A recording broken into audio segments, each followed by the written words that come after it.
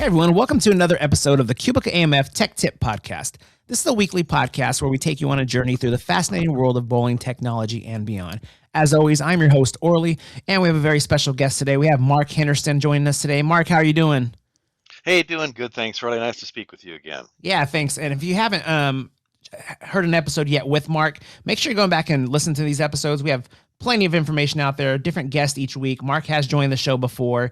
And Mark, if they haven't heard you on this show before, can you first let everyone know your title with QubicaAMF and what you do within that title? Yes, I'm with tech support, and we answer a lot of questions on the pin spotters, both the string and the free fall, and also on the ball returns.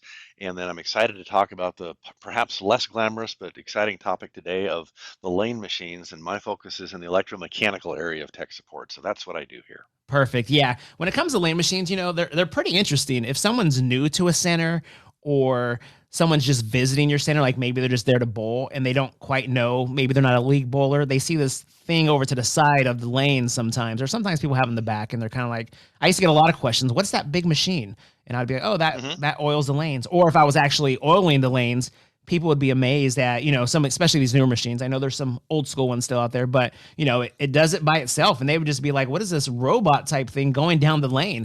And I would explain, Right? I would explain to them and they, you know, they'd be kind of excited, like, oh, this is kind of cool. Even a few people pulling out their cameras, recording it. But when it comes to lane machines, you know, it is a very important part of your center. So today we had a question that somebody had asked, and I figured that you'd be able to answer it. So somebody had asked, why is my lane machine leaving streaks down the lane, and how can I fix this?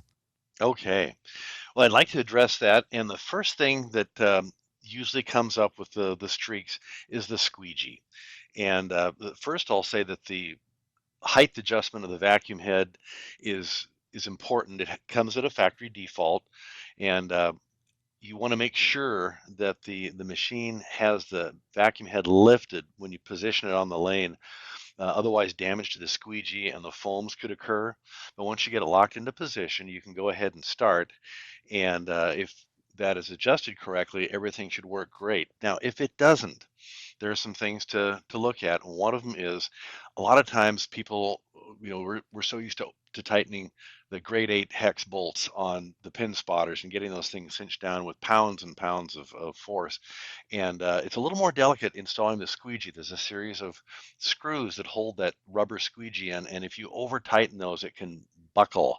And if the squeegee is puckered and it's not making a smooth contact, you can get those streaks.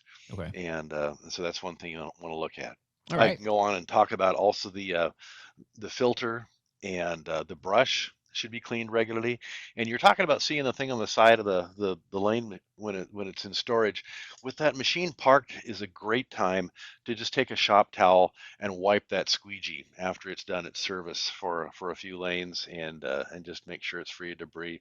Also, if you have any clumps of debris that are on that foam, it's a good idea to pull those off too.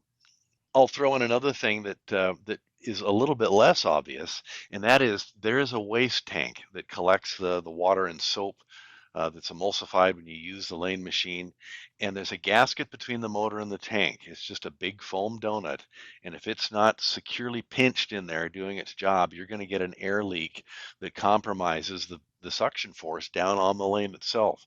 And you don't move the tank pops into the tray where it goes in. The adjustment is actually the motor is mounted to a sliding track that you can loosen the bolts and move it over, and you want to make sure you compress that foam gasket so that it's sealed, and then tighten the bolts. If the foam is eroded or broken down or getting brittle, you'll probably want to replace that gasket, and you can find how to do that in the book. And while I'm throwing that out, there's a great book out there. It's called The Easy Touch Combination Lane Machine Operation Service and Parts Manual, and it has a wealth of information. Page 87 is a great place to start. And if you need that, and for those of you who are going to rewind this and check, say, I wish you gave me the number of that publication so I could just put it in Tech Resources. It's 400-294-018. And I'm looking at the latest revision, Revision E, and that's on our Tech Resources page. Perfect. Well, Mark, I appreciate that. That's this is a great topic because I'm sure a lot of people come across this issue. And just some of the things you're mentioning to do with that machine. It's important because if you aren't the owner and you've never bought one of these machines, just a heads up, they are expensive. So you got to make sure you're taking care of it and you want to make it last. That's correct, right, Mark? Right. Yeah. I mean, it's like having a nice car. It's powerful. It has a great ride, but you don't want to be going off curbs. You don't want to be doing things it's not designed to do.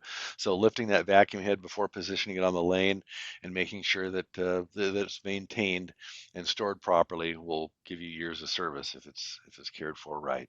Exactly. Well, Mark, I appreciate you coming on the show again, taking the time. We always appreciate that. Absolutely. And if people have any other questions, have them give us a call here at Tech Support. Thanks for listening to the QubicaAMF Tech Tip Podcast. We're here each week to support centers like yours with expert advice and the latest in bowling innovation.